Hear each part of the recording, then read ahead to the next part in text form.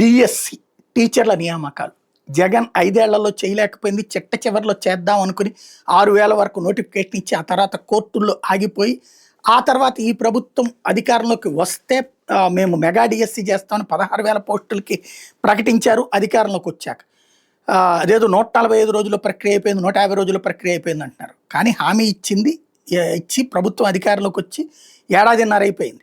దాదాపు 16-17 నెలలు అయింది. 17 నెలల తర్వాత ఆ ప్రామిస్ అమల్లోకి వచ్చింది. ప్రక్రియ అంటారా, నోటిఫికేషన్ నుంచి అంతా అయ్యేటప్పటికి 145 రోజులు. జగన్ చేసినా, లేకపోతే చంద్రబాబు చేసినా, లేకపోతే పవన్ కళ్యాణ్ చేసినా, కేసీఆర్ చేసినా అంతే. 145 రోజుల్లో నియామకాలు అనేటటువంటిది ఒక అబద్ధ ప్రచారం. బట్ అధికారంలోకి వచ్చిన 100 రోజుల్లో పూర్తి చేస్తున్నారు. కానీ ఇప్పటికి పూర్తి చేశారు. 16-17 నెలలు అయిన తర్వాత గుడ్, వెరీ గుడ్.